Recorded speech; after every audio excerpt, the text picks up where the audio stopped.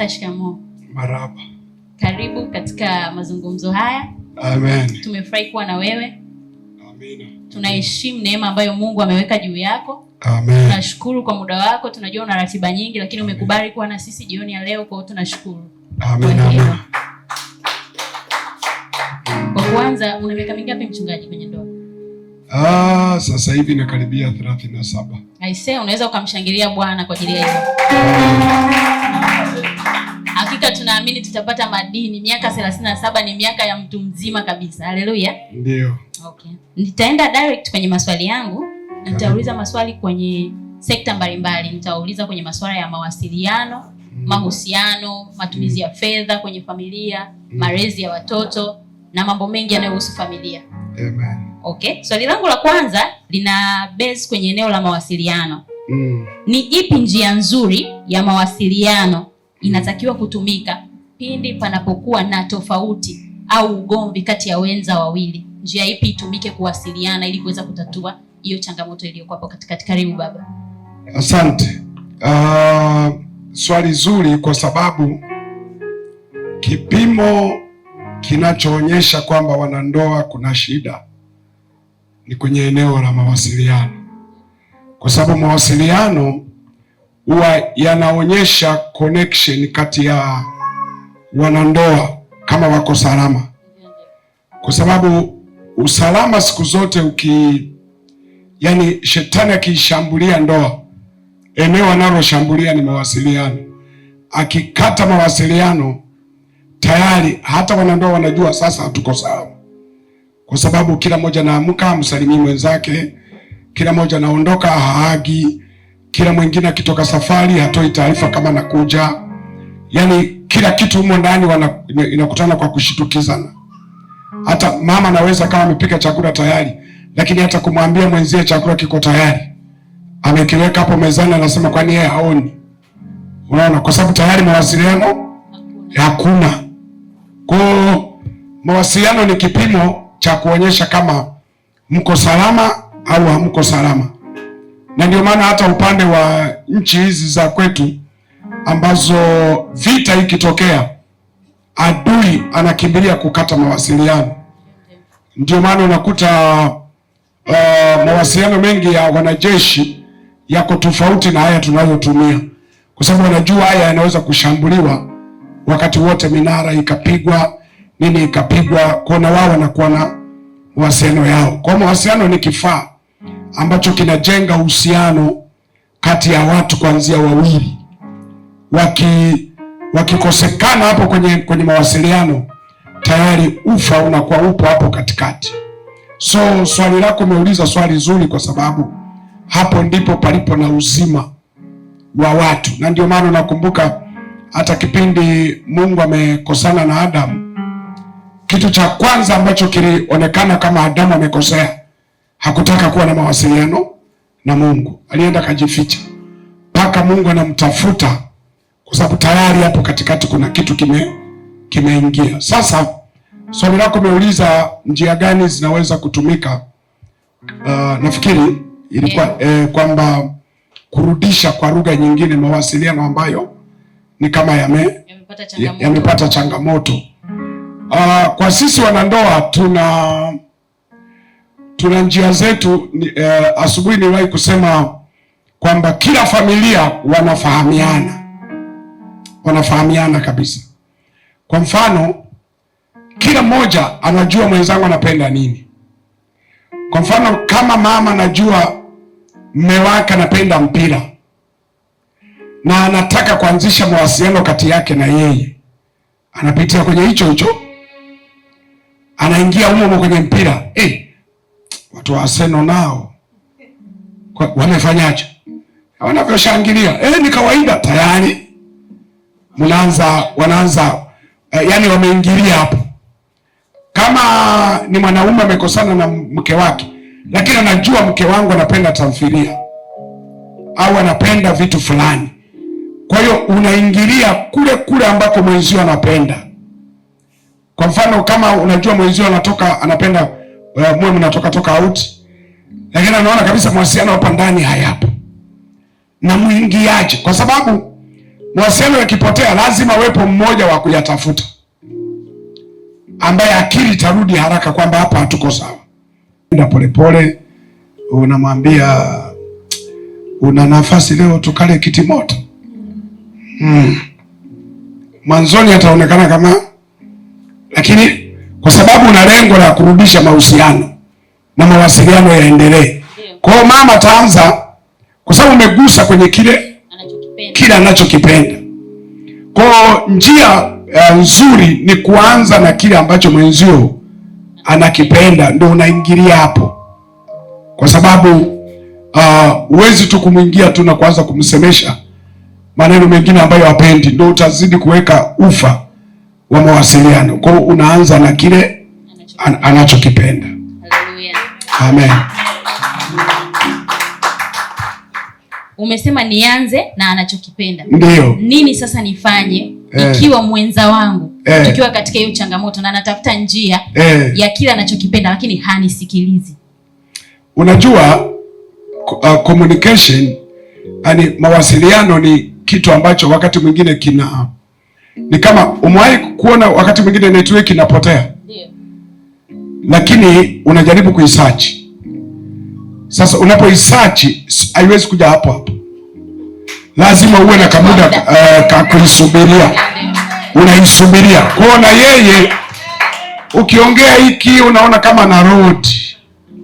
Yaani alispond haitikii vizuri. Usimforce, mpe muda tena. Alafu tena unarudi. Kikubwa tu uwe mvumilivu, wewe ambao unataka kuyaunganisha. Kwa sababu kuunganisha network iliyopotea sio kitu cha papa. Kuna wakati kitarudi. Sasa usikate tamaa. Unaendelea kumvumilia. Umeongea hii ya Arsenal hajaitikia. Unaona, unamwambia Yanga nao wanatamba. Bado unaona kama yuko mbali. Sijui nini. Ukiona hii unatafuta tena kitu kingine anachokipenda.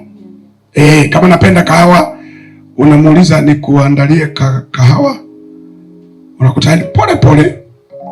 Kuna baba mmoja alipoona mke wake hataki kurespond, alichofanya akakaza mifuniko yote. Mfuniko wa chumvi akakaza, mfuniko wa chupa akakaza, alafu vitu vingine akaweka juu ya kabati, yani juu kabisa. Anajua mke wangu ni mfupi, lakini hawezi kufikia, akaweka huko juu. Alafu akawa anamwangalia. Sasa kila kitaka kufungwa hiki ni kigumu, anamwambia nikusaidie. Anampa, anafungua. Alafu yeye akifungua asema kumbe ulikuwa hujajikaza sana. Nafikiri. Pole pole anaanza kuwini moyo wake. Mwisho anajikuta ameupata. Na mwisho anaanza kuzungumza. Mwisho kutokana na chupa iliyogoma kufunguka. Kwa hiyo lazima uwe na akili nyingi ya kumjua mwenzio anapenda nini. Kama mama kanadeka sana, kawekee vitu ambavyo hakataviweza, lazima katakuita. Unaona? Ndio. So kuishi, ndio maana siku zote nafundishaga kuishi na mtu ni tekniki. Ni tekniki. Kuna wakati mwenzio homa inakuwa juu, pressure inakuwa iko juu. Yaani kitu ulichokifanya kimemfanya apotee kabisa, yuko juu. Kwa hiyo inabidi umshushe polepole. Mshushe polepole mpaka unajikuta mawasiliano yamerudi. Amina. Haleluya. Nadhani tunaendelea kuchukua madini. Haleluya. Okay. Eneo la mawasiliano, nadhani kwa maswali niliokuwa nimeandaa umepita kote kwenye vipengele vyangu. Okay. Tunaingia kwenye ishu ya mgogoro. Sawa. Swali langu linasema kwamba je, ni kawaida wanandoa kugombana mara kwa mara? Maana tumekuwa tukiona kwenye jamii wanandoa wana quarrels za hapa na pale. Siku moja nilifundisha, ingawa watu hawakuelewa, lakini nikasema sio kila migogoro ni shetani. Waswahili wanasema kila mtu wanasema akili ni nywele. Maana yake kila mtu ana zake. Mfano mmoja nitaka kutoa lakini sio mzuri. Ngoja niachane nao. Yaani sio hauna afya. Hauna afya kwa sababu niliwahi kuhubiri siku moja, ilikuwa somo zuri sana. lakini lugha inayotumika sasa haina afya. Yaani kwa sababu nilikuwa nasema kila mtu ana uchafu tumboni. Si ni kawaida? Mwangalie jirani yako, mwambie hata umo. Mwambie kila mtu ana uchafu wapi? Tumboni. Lakini kabla haujatoka ni chakula. Si ndio? Ndio. Ukitoka ndo unageuka uchafu. Unapewa jina lingine. Lakini ukimwambia mtu mbona tumbo kubwa, hasemi niko na uchafu. Anasema nimeshiba chakula. Kwa hiyo kikiwa tumboni chakula, kinapoenda kutoka ni uchafu. Kwa hiyo kila mmoja ana uchafu wake. So hii migogoro inayotokea katika ndoa, nawaambia watu siku zote, wakati mwingine sio shetani, wakati mwingine akili. Kwa sababu ndoa yoyote ya watu wenye akili, kuna wakati mtakosana. Kwa nini mtakosana? Kwa sababu akili haziwezi kufanana. Kuna kitu utakifanya mwenzio hata kielewa, mpaka mueleweshe. Sasa kabla hajaelewa lazima tapaniki. Sasa kule kupaniki sio shetani hajaelewa kitu ulichokifanya. So mara nyingi tunakimbilia kwamba shetani ametuingilia. Hapana, wakati mwingine sio shetani, akili zenu zinapimana. Kwa sababu siku moja nilisema, ukiona pia kutoka Januari mpaka Disemba mkosani, pia hiyo ndoa iko na shida. Yaani ni kwamba akili zenu hazina akili. Kwa sababu kila kitu namuelewa mwenzako na yeye, yani hakuna mahali ambapo akili yako ina judge, inakosoa kitu alichofanya mwenzako. Yani no, hii ni kitu ambacho hakiwezekani. Lazima kwenye ndoa mtapishana, kuna kitu utafanya. Wewe angalia tu hata kwenye kwaya, yale makanisa ambayo yako na kwaya, unakuta mwimbaji mmoja anasema anapenda wimbo atakaporudi Yesu, mwingine anasema msalabani pa Mwokozi, mwingine anasema wamama changamuka, sijui mwingine unajikuta wakati mwingine kwaya, yule DJ wale ambao wanaimba kwaya za kutumia flash, huyu anasema, mwingine anasema, yaani kila mmoja anachagua nini? Kwa sababu akili za waimbaji mle kwenye kwaya ziko tofauti. Kwa hiyo kuna wakati mwingine hatapenda ule wimbo, hataimba, lakini hatafurahia kwa sababu kuna wimbo alitaka. So hata kwenye familia kuna vitu vingine, mimi nataka, mke wangu hataki, mke wangu anataka, mimi sitaki. Kwa hiyo nikikifanya automatically tu huyu atapaniki, na kipaniki kitategemea na lugha atakayotumia kuniambia hicho kitu ambacho yeye hajataka. Anaweza katumia lugha ambayo haiko sawa na mimi, tena ikaamusha kitu kingine. So kwenye familia kukosana ni kitu cha kawaida sana, ila mnapaswa watu kuwa na akili kwamba kukosana hakumaanishi mpendani, hakumaanishi mtaki mwenzako, lakini kuna vitu amefanya hujapenda. Kwa hiyo utamuonyesha kama hujapenda, na yeye anatamani kwa nini hujaelewa alichokifanya. So ndio unakuta hiyo conflict zinatokea hapa. Amen. Nashukuru kwa majibu hayo. Kipengele changu cha pili kuhusu migogoro, ni njia gani bora ya kusuluhisha ugomvi au kutatua changamoto hiyo iliyotokea ya kutofautiana kwenye ndoa? Niliwahi kusema siku moja kwamba nilikuwa tunatumia hilo kwamba kila palipo na wanandoa wawili kuna mwenye akili na ambaye ni saa 10 kasoro. Yaani akili yake haiko stable. Yaani kwamba Mungu alivyo waajabu, anaunganisha mwenye akili mmoja na mwingine ambaye yaani kama dishi limeyumba lakini halijayumba, kama kuna channel zinasoma channel hazisomi, lakini anawaunganisha hapo. Sasa utajueje wewe una akili timamu? Ni kwamba mwenye akili timamu mkizozana, siku zote yule mwenye akili timamu huwa anatafuta njia ya kumaliza hiyo changamoto. Na jana hapa nimesema, nafikiri ni jana juzi, nilisema sio kila vita tunashinda kwa kushinda. Nimesema kuna vita tunashinda kwa kushindwa. Yaani unapokubali kushindwa ndio ushindi wenyewe. Amen. Kwa maana ya kwamba kama mmegombana, mko katikati ya migogoro, huyu ambaye tunaamini siku hiyo ndo akili zake zitakaa sawa, zitakuwa ziko sawa, ndiye atakayemaliza huu mgogoro kwa yeye kushuka. Kushuka kwa maana anaanza kumwomba msamaha mwenzake. Siku zote ukiona mtu anakuomba msamaha, sio kweli amegundua makosa yake. Wengine makosa ni yako, lakini kwa sababu hujayaona, kwa anakuazima kichwa chake, anakuazima kichwa chake kilichoona makosa, kwa anaingia kutubu hilo kosa, kwamba Mungu ni ndugu yangu nisamehe, mke wangu nisamehe, au mume wangu nisamehe, hapa nafikiri mimi ndio nimekosea. Wewe unasema kweli kabisa, kweli nimekosea, lakini kumbe ni wewe uliyekosea, ila mwenzio ametumia kichwa chako kulimaliza tatizo. Barabarani tunasema dereva ni wewe, au wenzako wote ni vichaa, na tumewapa majina. Kuna dereva nyoka, ni hao wanaingia na kutoka, ni madereva nyoka. Kuna madereva kenge, ni wale wanaokurupuka, hajaangalia vizuri mbele, mwisho na anataka kufanya ajali. Kwa hiyo inabidi wewe umsaidie kenge, uingie pembeni ili apite.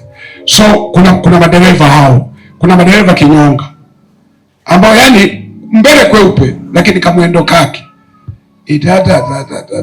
Kwa hiyo inabidi tu utafute njia namna ya kumovertake kwenda, lakini sio kumgonga, kwa sababu ndio madhaifu. Hasa wanasema tumia gari lako kuendesha na magari ya wengine. So kwenye ndoa kuna wakati unatumia kichwa chako kuendesha kichwa cha mwenzako. Unaona kabisa hapa cha moto, wewe ndio unakishusha. Unaona hapa kabisa mwenzio amepaniki, wewe ndio unamtuliza. Unatumia kichwa chako kucontrol kichwa chake. So sometime unakimbia kuomba msamaha faster kabla huyu maji hayajachemka. Unaona ndo kabisa, kwa sababu kwenye ndoa tunasomana. Unajua tu mwenzangu sasa mvua inataka kunyesha, hii jambo hajafurahia, amenani shuka. Kuna siku moja mimi nilikuwa nimeenda kwenye mkutano, tulienda na mke wangu, mikutano ambayo tunaendaga na mke wangu. Tulikuwa tunatoka nyumbani tunaenda Kera kuhubiri. Wanaanza kwenda kuonania Morogoro, wanaenda kwenda kuonania Chalize, wanaenda mpaka viroji vya Mbagala, sijui wake. Wanaanza kwenda vificho. Maana alisema mkiniona naye mtaniona nani? Mbwa. Sasa mbwa zinaonana usiku, zinaenda kuonana mahali fulani. Kwa sababu gani? Upendo sasa umerudi. So wanandoa kuna kipindi unashuka, na ukishuka ndio kipindi ambacho najua utauliza sasa tutaupandishaje. Ndio kipindi ambacho ukishuka na muwai haka kana akili nyingi. Ukishuka ndio kipindi ambacho kama unataka kununua zawadi, ndio kipindi hicho sasa. Ukiona kabisa upendo wetu kama uko chini, ndio kipindi cha kuboost, kumletea mwenzio zawadi, kumtoa auti, kumfanyia shopping, kufanya hiki. Mna boost pendo linarudi tena kule juu. Likiwa juu usimpe zawadi, kwa sababu hata ukimpa hata ioni. Umewahi kuona kuna kipindi mmependana kiasi kwamba hata ukimpa zawadi anasema na wewe hii ndio kitu cha kumpa mtu hiki? Kwa sababu pendo lenu liko, hata vitu havionekani thamani, mnaonana thamani nyewe wenyewe. Lakini ukitaka kuona ni kipindi ambacho umewahi kuona wazungu wakikosana ndio wananunuliana maua, ndio wanaleteana zawadi, wanajaribu kulisukuma pendo tena lirudi kule juu. So kwa majibu yako uliuliza swali, inaweza kutokea? Ndio, huwa inatokea, na kila wanandoa huwa inatokea. Sema kuna wengine ambao ikitokea wanajaribu kumaintain kuona kama haijatokea, inashuka wote kwa pamoja kwamba inatokea upendo umeshuka. Kuna wakati mwingine unajikuta mmoja upendo umeshuka, mwingine bado huko juu, amemwacha mwenzie juu yuko. Sasa ndio kazi ya huyu aliye juu kuvuta huyu ili apande kule juu. Mbaya zaidi ukishuka wote, ndio hawa wanaishia kudivorce. Lakini watu ambao umeshuka mmoja anaanza kuvuta.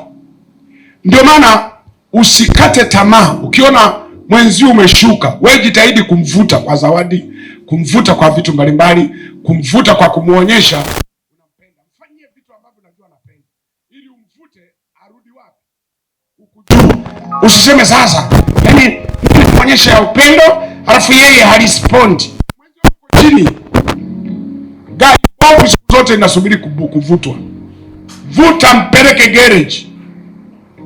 Alafu baadaye utamwona tu kwamba sasa akili yake imeanza kurudi, unajikuta umerudi hali ya kawaida. Upendo unashuka, yes. Amen. Na toka kwenye segment hiyo ya upendo na furaha na kuja kwenye segment ya fedha. Ni matumizi ya fedha kwenye ndoa. Matumizi ya fedha yanapaswa kugawanywa vipi kwenye ndoa kati ya mume na mke? Ni nani anapaswa kuchukua majukumu ya fedha, au wote wawili, au inakuwaje hapo? Kwanza, kabla sijajibu swali, pesa ndio shina kuu la wanandoa kutengana. Nianze tu kwa kusema kabla sijajibu swali, mwanandoa usipokuwa na akili, ndoa yako haiwezi kudumu. Kwa sababu gani?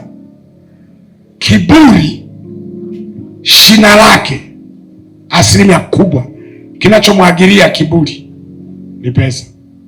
Pesa ndiyo mbolea inayoboresha kiburi kwa wanandoa, kwa sababu kuna wanandoa bado hawajajua kwamba kwenye ndoa sio wote tutakuwa mlango wa fedha. Kwenye ndoa wengine ni mlango wa matumizi. Kuna watu ambao yani Mungu anakupa neema. Kwa mfano, si wako mama bishop na bishop, yeah. Kati yao mmoja ndiye huwa mlango wa pesa. Pesa zinaingilia kutoka kwake. Kama ni mama zinaingilia kutoka kwake, au baba zinaingilia kutoka kwake. Sasa huyu ambaye pesa inaingilia kutoka kwake ndiye anapasa kuomba sana Mungu amwepushe na kiburi. Kwa sababu mmewahi kuona ndoa za watu wengi ambazo zimevunjika. Ukiuliza kwa nini, mmoja anasema alikuwa ananidharau, si kwa sababu ya pesa zake. Wengine baada ya pesa kukua nyingi, anaamua kuwa na madharau na kiburi. Hasa wenzetu wanawake, akipata pesa alafu kiburi kikainuka, mwanaume ni kiumbe ni kigumu, yani ni kidhaifu kuvumilia kiburi cha mwanamke. Kwa sababu mwanaume ni kama maskini jeuri. Hata sipokuwa na chochote, anataka heshima yake iwe juu. Sasa mwanamke na yeye aliumba kusubmit, yani kuwa chini ya mtu. Sasa bahati mbaya, kusubmit huwa kunaendana na uchumi. Yaani huyo mtu ambaye unakubali kuwa chini yake, automatically awe amekuzidi pia na uchumi. Uchumi wa huyu ukiwa mdogo, alafu huyu anayepaswa kushuka kama na uchumi mkubwa, ni kibarua.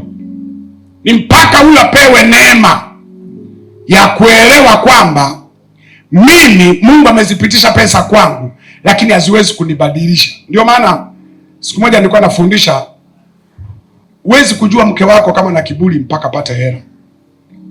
Zimwagilie moyo. Hizo zikimwagilia moyo, ndipo utajua mke wangu ana kiburi au hana kiburi. So maana yangu ni nini? Maana yangu ni kwamba wanandoa wakijua kwamba pesa humu ndani automatically haziwezi wote tukawa tunazileta kwa wakati mmoja kwa wingi. Lazima mmoja iwe lango.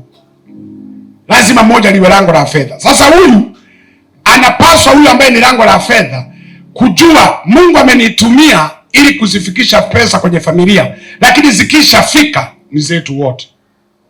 Tukae, tupange tunafanyia nini.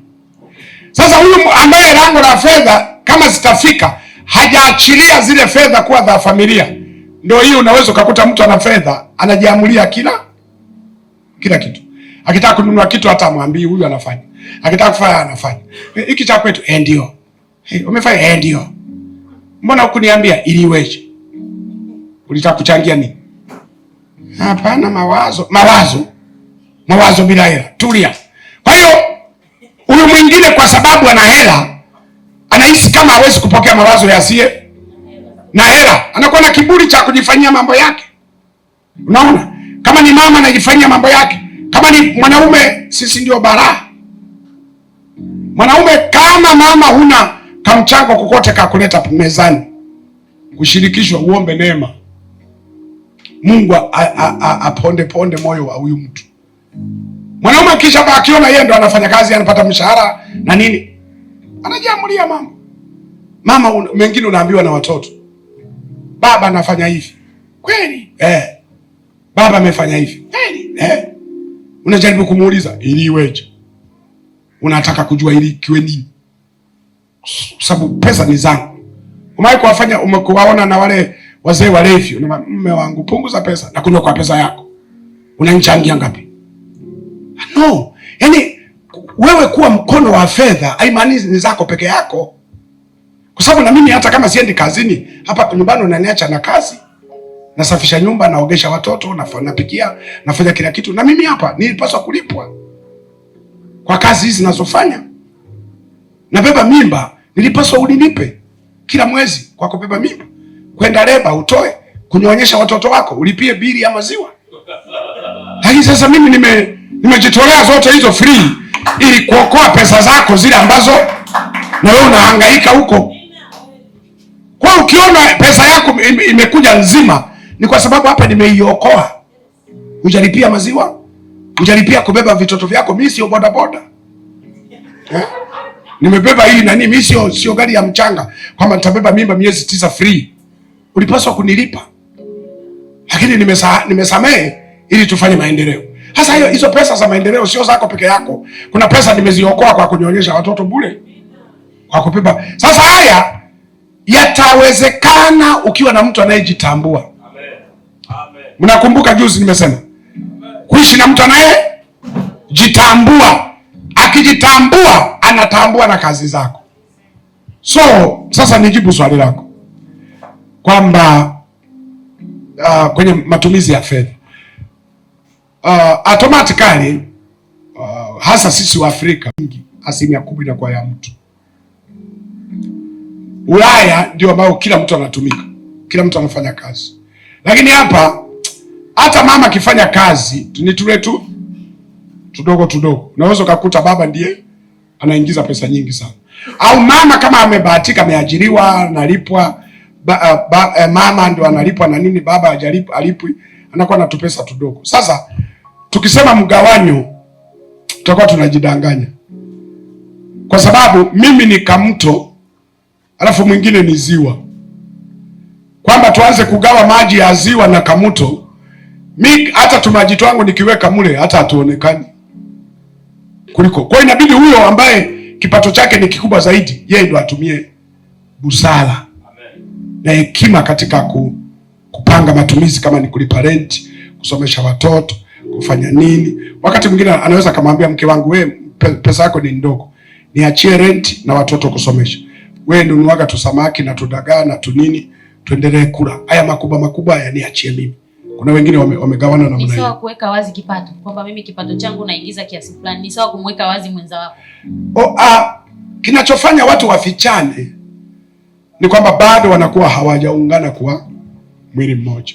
Lakini pili ni lile ambalo nilisema jana. Unaishi na mwenzio akili yake haiko sawa. Ukimwambia nalipa milioni 2 kila mwezi, yeye anaanza kuzitumia hizo milioni ngapi? Hizo milioni 2. Hizo milioni 2 yeye anaanza kuzitumia hata kabla mshahara hujafika nyumbani. Kwa sababu mama anasema mume wangu analipwa milioni 2. Sasa ndio najibanaje? Kwa mfano, anakopa vitenge, anakopa viatu, anakopa nini, vinafika mpaka milioni. Alafu ikifika tarehe, anajua unalipwa tarehe 28, tarehe 26 anaanza kukwambia, yaani hapa nadaiwa viatu na nini. We, ulikopa? Anasema si nani tutalipa. Wewe si unalipa na nini ngapi? Unaona? So sometime tunapaswa kuwa na busara. Mwenzi akikwambia pesa zinazoingia, basi tumia hekima, usianze matumizi hata kabla mshahara hujafika. Ito kwa sababu unajua kinachopatikana ni kiasi gani. Lakini kwa kujibu swali lako, wale ambao ndoa zao haziko na shida, kila mmoja anajua mwenzangu anapata kiasi gani. Wale ambao wanafanya kazi serikalini au kwenye makampuni. Lakini habari za biashara ni unapata leo, kesho unakosa. Huwezi kusema napataka kiasi hiki, kwa sababu unazopata leo sio utakazopata kesho. Lakini wale ambao wameajiriwa, wengine wameambiana kabisa. Wengine hata wanajua naweza nikafa ghafla. Sasa mwenzangu kama haelewi chochote, pesa zitapotea. Kwa anachokifanya anakupa uelewe. Anafanya kazi mahali fulani, ana benki ni hii, kila kitu ni hiki, ili hata kitokea ameondoka duniani unapaa kuanzia. Kwa sababu unajua mabenki mengi yanafaidi sana pesa za watu ambao hawaeleweki. Hujamwambia mwenzio, hajui kama una akaunti, hajui nini. Hivi ukifa mwenzako anaanzia wapi? Kuna mabenki ambayo sio matapeli.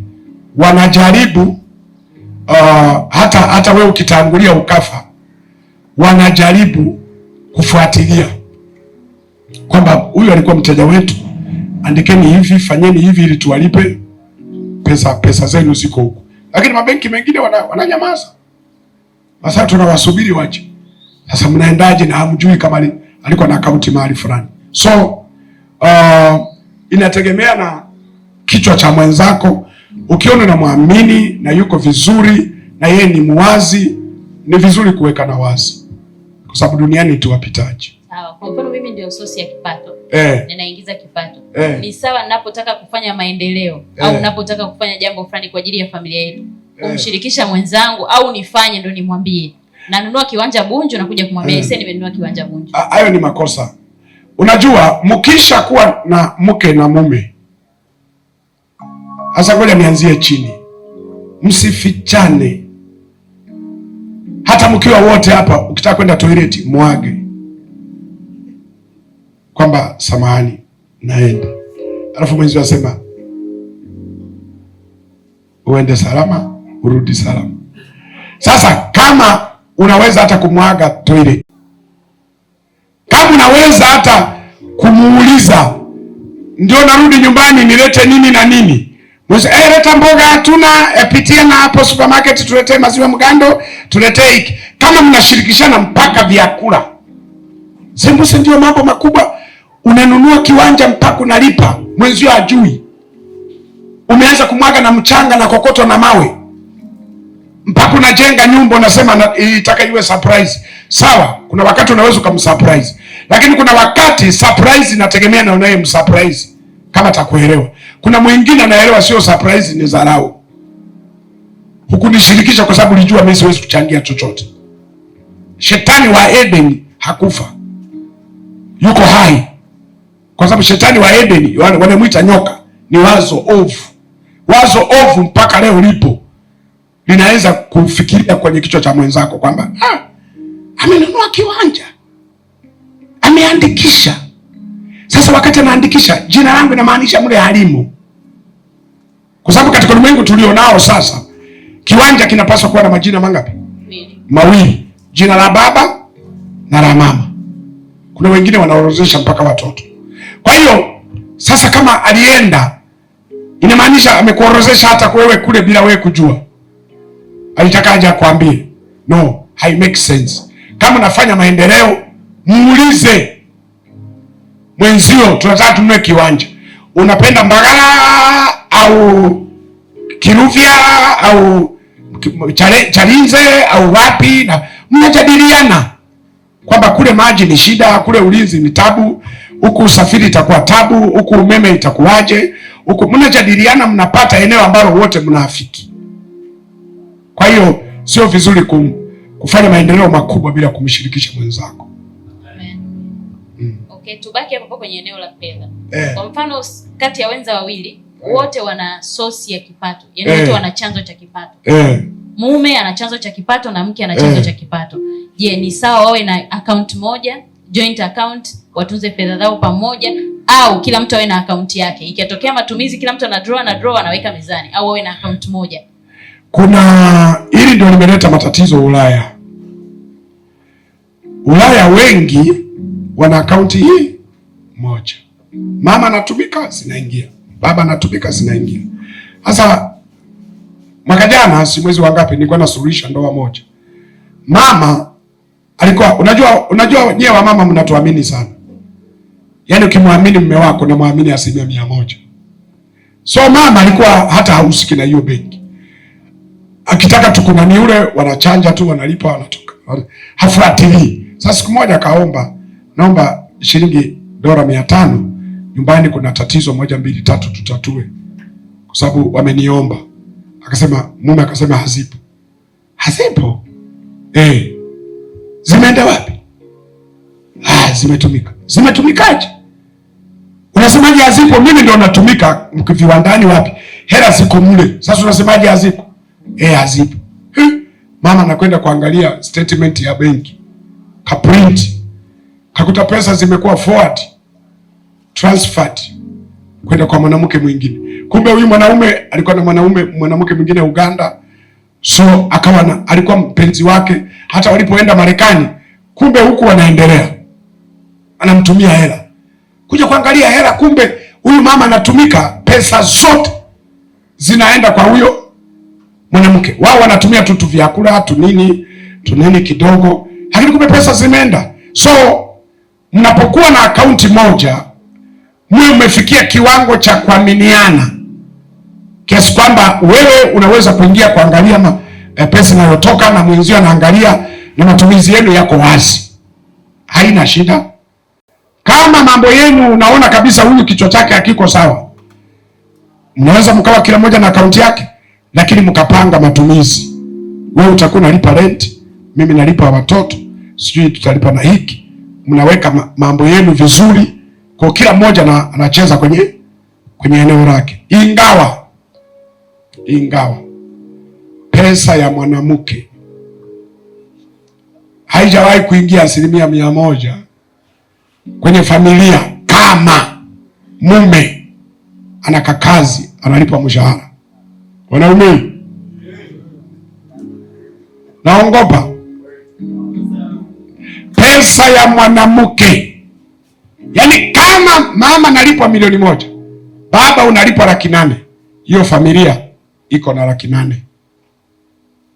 Ni wamama wachache ambao wanasema katika hii $1,000,000, $500,000 nitakuwa nakupa kuongezea matumizi mbalimbali. Hizi 5 niachie nijimwaye.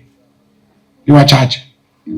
Wengi akipata hela yeni, nywele, magauni, viatu, ni ukimuuliza we kodi. Kwani mimi ni mjane? We watoto wanadaiwa sikufi. Baba yao amekufa. We sio nani?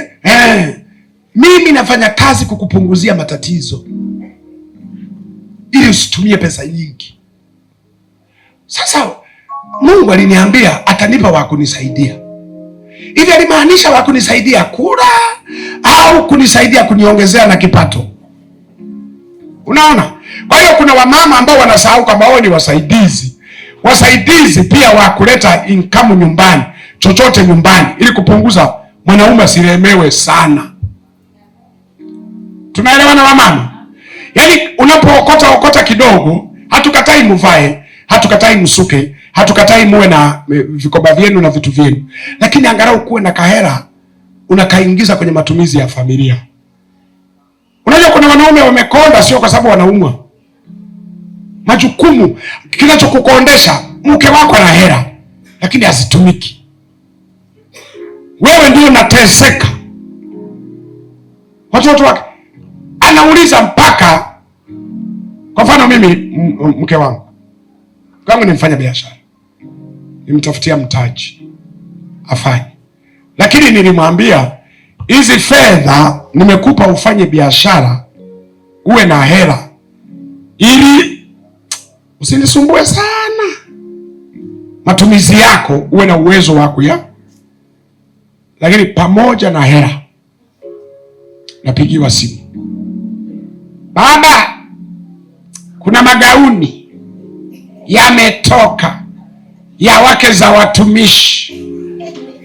Jamani, kuna kiwanda kinatengeneza magauni ya wake za watumishi?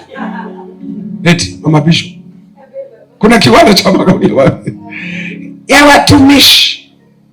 Nikasema mimi sio mjane, mume yuko hai, tuma hela. Ngapi mama? Sio nyingi, 200 tu. Ndio, sio nyingi. Tuma. Wakati huo ni siku ya soko kule, na yeye ana stock kubwa ya mchele. Ameweka simu hapa, anahesabu hela.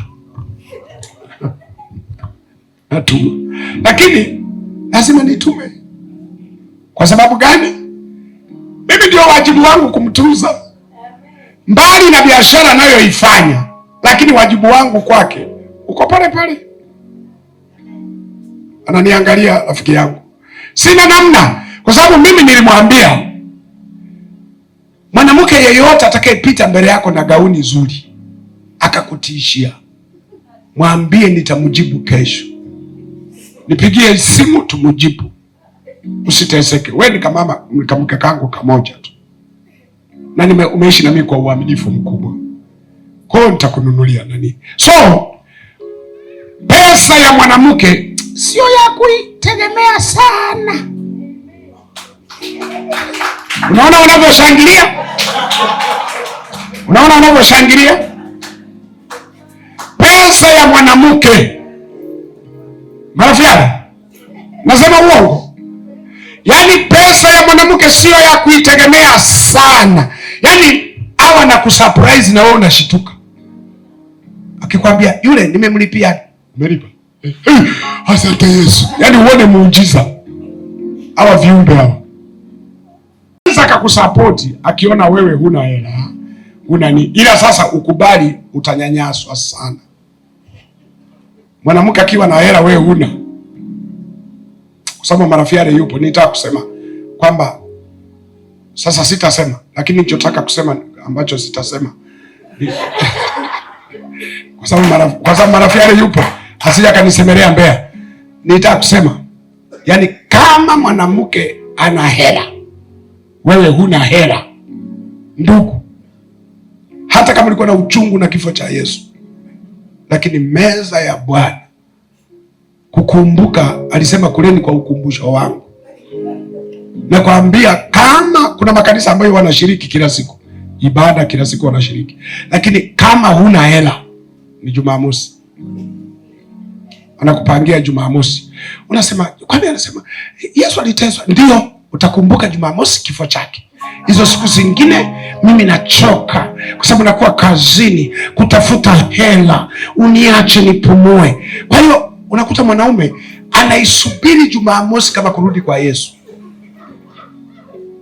Umewahi kuona mwanaume anauliza mara kwa mara, leo siku gani?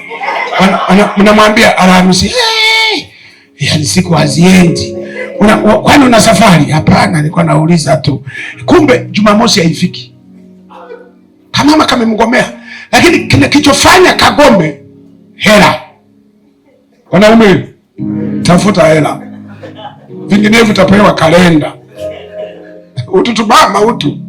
Tukipata hela na wewe huna, ukapate tu kameokoka kamenyoka. Asubuhi tumefundisha Roho Mtakatifu. Roho Mtakatifu amekajaa, hakata kusumbua. Kakipata hela ni zenu wote. Amen. Amen. Nadhani mtakubaliana na mimi kwamba kwenye eneo la fedha tumegusa sekta mbalimbali, kwa hiyo tumetosheka. Haleluya. Tunaenda kwenye eneo la uaminifu. Ndio. Je, usaliti unaweza kutokea kwenye ndoa? Sababu zake ni zipi? Na nifanye nini mwenza wangu akifanya usaliti tukiwa tuko kwenye ndoa na tumeokoka? Usaliti unaweza kutokea, ndio. Kwa sababu tumeona watu wakisalitiana. Nikisema hapana nitakuwa mwongo. Kwa sababu mimi mwenyewe nimesuluhisha ndoa nyingi za watu waliosalitiana. Ingawa watu tunaweza kutoa sababu, Lakini sababu ya kwanza ni anguko la kiroho. Kama mwanandoa mmoja kama ameanguka, amemwacha Mungu, ingawa ziko siku hizi kuna imani nyingi wanasema hamna kuanguka, yaani ukiokoka ni moja kwa moja. Hata kizini ni sawa, ni mteula na zini na hakuna dhambi. Hii dunia hii mafundisho mengi. Lakini kama mwanandoa atakuwa ameanguka, amemwacha Mungu, hofu ya Mungu imeondoka ndani yake, hicho ni chanzo kimoja cha kusaliti. Kwa sababu mtu aliyejazwa roho wa Mungu yuko ndani yake, ni mtu wa maombi, ni mtu anamcha Mungu, mtu wa kanisa, hofu ya Mungu imejaa ndani yake, ngumu sana kumsaliti mwenzake, kwa sababu wakati wote analikumbuka andiko la Paulo wa Korintho wa kwanza mlango wa 7 kwanzia mstari wa 4 hapo wa 5 wangapi, anaosema mwanaume ameanza na kusema msinyimane, si ndio? Alafu pale chini anasema kwa sababu kila mwili ni belong to someone, yaani mwili wako ni mali ya mtu wako. Yaani kwa mfano viungo vyangu mimi ni vya mke wangu na vya mke wangu ni vya kwangu.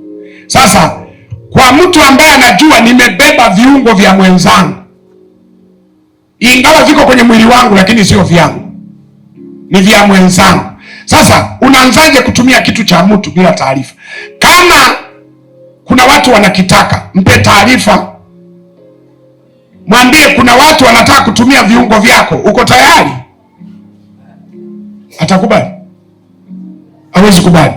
Maana yake ni kwamba unapotembea njiani unatembea na viungo vya mwenzako, so huwezi kuvitumia viungo vya mwenzio kwa matumizi ambayo sio rasmi.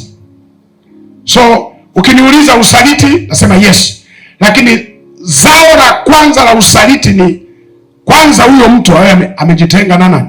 Na Mungu. Waebrania 3:12 anasema asiwepo mmoja wenu wa kujitenga na Mungu aliye hai, mtu mwenye moyo mbovu ambaye atadanganyika kwa udanganyifu wa dhambi. So usaliti yes, sababu moja ya kwanza ni hiyo, mtu anakuwa ameanguka kiroho. Ya pili, kwa wale ambao hawana kiroho sana, hiki kiburi cha mwanamke kumgomea mume wake. Niwahi kwenda nchi moja nikakuta, alafu ni wazee wa kanisa, mama amemgomea mume wake kwa miaka 7, na alijua huyu mwanamume ameokoka, amejazwa roho na hawezi kusaliti, kwa hiyo nitamtesa, hawezi kutoka nje. Na kweli yule baba aliishi kwa uaminifu miaka mingapi? 7, na wanalala wote, ni magumu. Halafu nimefundisha semina ya ndoa, namna ya kuishi na kiumbe kinaitwa binadamu. Nimefundisha kuishi na kamama kasumbufu kenye kisirani. Yule mama akaniambia, pastor, mimi ndio mwenye kisirani, mume wangu huyu nimemtesa miaka 7, nimekuja kwako tuombee. Nikasema sio swala kuombea, muombe msamaha mwenzako, umemtesa. Kamuomba msamaha, kamuongoza sala ya toba, wakarudi. Nikasema miaka 7 ni mingi, msirudi nyumbani, mkachukue hoteli mwende honeymoon, msiende kuwapigia makelele watoto. Wakaenda honeymoon siku 3, miaka 7. Lakini watu wako kanisani wanaimba, wanalembwa na macho, wanaomba paka machozi, Yesu, Yesu. Wakati mume wake akimwangalia mke wake anamwona pepo kabisa. So matatizo mengine ambayo yanafanya watu wanasaliti, kuna wanaume ambao hawana nguvu za Mungu sana, hawajaombe, mwisho anajikuta ameanguka katika usaliti. Lakini kuna wamama ambao wanaishi na waume zao wamewazio. Unajua hao wenzetu wanapenda urembo, yani mke wa mtumishi aonekane yuko sawa, so anaweza kakaa hapo kwenye kioo, anabadilisha nguo 5, hii anavaa, anasema hapana, hii sio sawa. wewe mbona iko sawa? Hapana, haiko sawa. Anachukua nyingine, anavaa hii, haiko sawa. Sasa ile ili nisiharibu ujumbe, na mimi niwe mpole, maana nikimfokea akakasirika, hata mimi siendi kuhubiri vizuri. Kwa baba mama, basi jitahidi. Akajitahidi, akapata nguo, tukachelewa sasa. Mimi nikakimbiza huko barabarani. Bahati nzuri tu kama polisi wananiheshimu. Kimbiza huko barabarani. Napigwa tochi, nakutana na wale. Niwe pastor, wewe unakimbia kuokoa roho za watu, naenda. Nikafika kwenye mkutano. Sasa nilipofika nikachukua tu, maana nikakuta wanaimba wimbo wa kuabudu kumkaribisha mhubiri. Kwa hiyo akasema mtumishi amefika, kama anavyofanya Bishop Ezra. Mtumishi amefika, haya tunamkaribisha, na mimi wakanikaribisha. Kwa sababu ya kuchelewa nikafika hapo, tufungue Biblia, nikaanza kuhubiri. Mkutano umechangamuka sana. Lakini angalia mwenzangu, unajua unahubiri huko na mwangalia mkeo. Nakuta yuko mbali, sura yake haiko sawa. Akasema nikajikaza, nikahubiri hivyo hivyo mpaka nikamaliza. Tunafanya maombi, anaombea lakini yaani unaona kabisa yaani ni kama hayuko pale. Sasa tumemaliza mkutano, tunarudi. Sasa mara zote njiani ndio namuuliza mkutano umeendaje? Umechelewa sana leo, au leo ulikatisha, au leo kuna mfano mmoja ule haukuwa mzuri sana. Ananikosoa, najirekebisha. Kwa hiyo tunaenda. Au siku nyingine nasema hayo mkutano umeenda sawa. Watu wamebarikiwa. Hilo somo kesho fafanua vizuri pale. Na hivi sawa, tunaenda. Sasa siku hiyo namuuliza mambo yameendaje? Hivyo hivyo. Hivyo hivyo. Nikajua hapa mambo hayako sawa. Nikapaki gari pembeni, nikafungua mlango, nikafungua wako wake. Nikapiga magoti. Nikasema mke wangu nisamehe. Inawezekana kuna mahali nimekosea. Akasema, wapi niambie. Nisamehe. Sisi ni binadamu. Akasema kwa hiyo wewe leo ulihisi kama umekuja peke yako. Akasema kwani siku zote unanipa muda mimi nasalimia makutano. Leo umefika tu na kushika maiki na kuhubiri. Kwa hiyo mimi pale sikuwa muhimu. Unajua niliona tumechelewa. Kwa hiyo uliona ule mkutano ndio wa maana kuliko mimi. Nikasema nisamehe mama, nisamehe, sitarudia. Yameisha.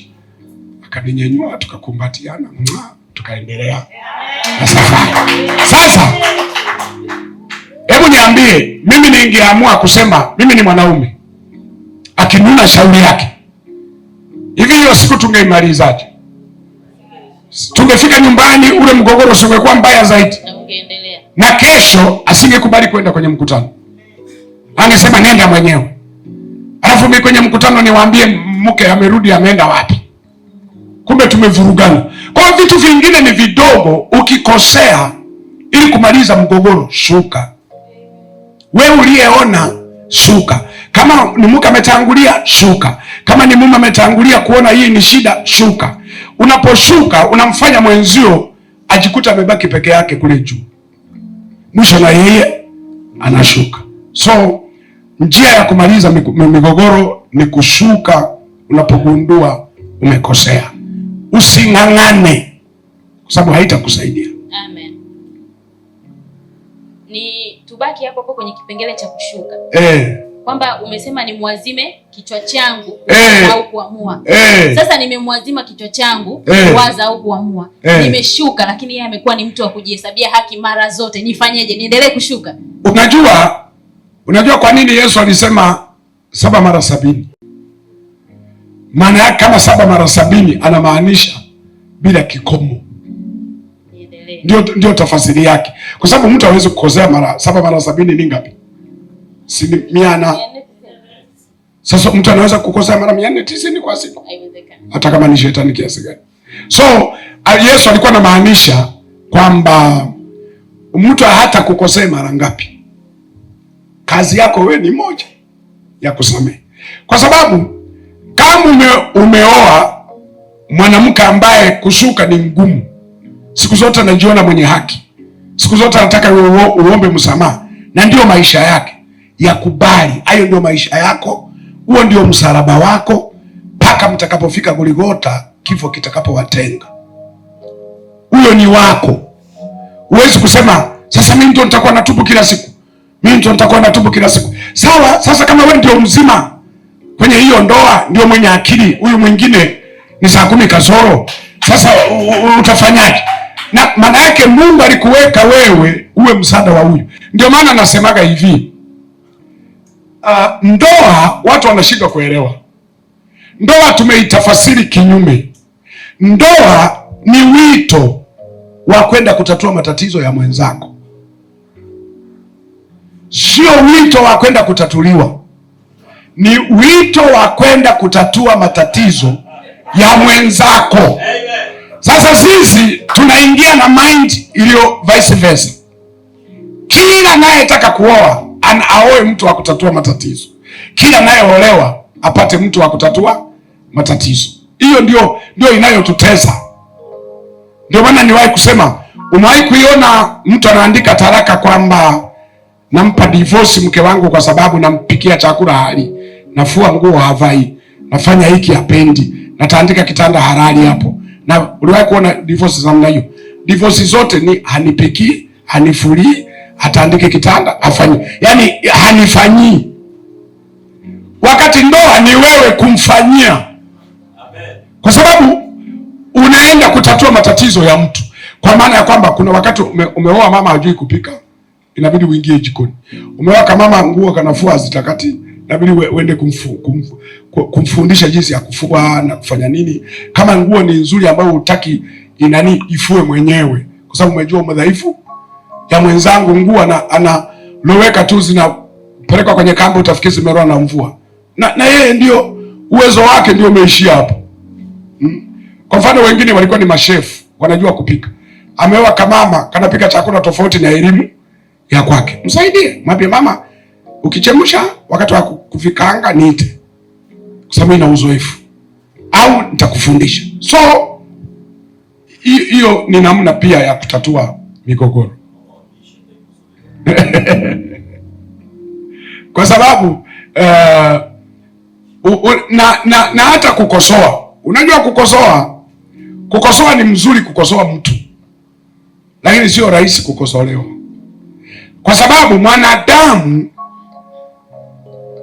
kiumbe chochote kinachoitwa mwanadamu, kwanza, moja, kinajipa haki; mbili, kinajifanya kinaelewa sana; tatu, kinaona kabisa akikosei, kikakosea bahati mbaya sana.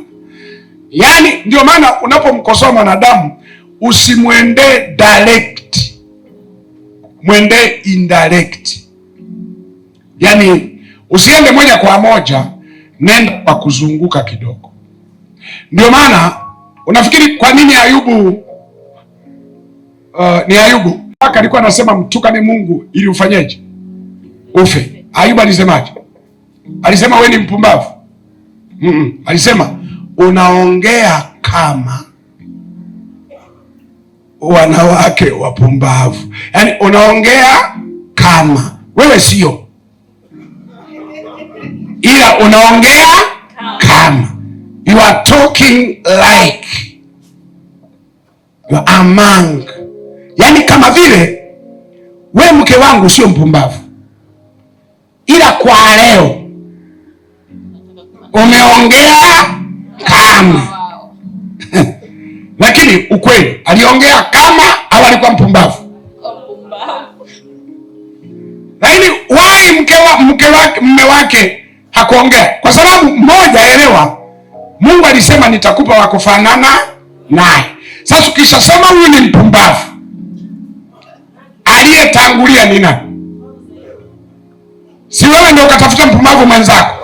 Kwa ni wa kufanana naye. Sasa ili ujiondoe kuwa sio miongoni mwa wapumbavu, kwa inabidi uanze na huyu ili na wewe ujitoe kwamba unaongea kama. So mara nyingi tunapokosea, paka unaona kabisa kama mke wako na yeye hataki kukosolewa, unaenda direct.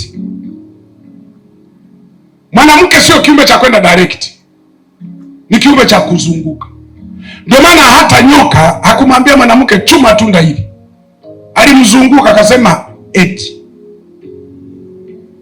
eti mumeambiwa matunda yote msiyale. Eti alipunguza ukali, mama akasema, akaingiza majadiliano.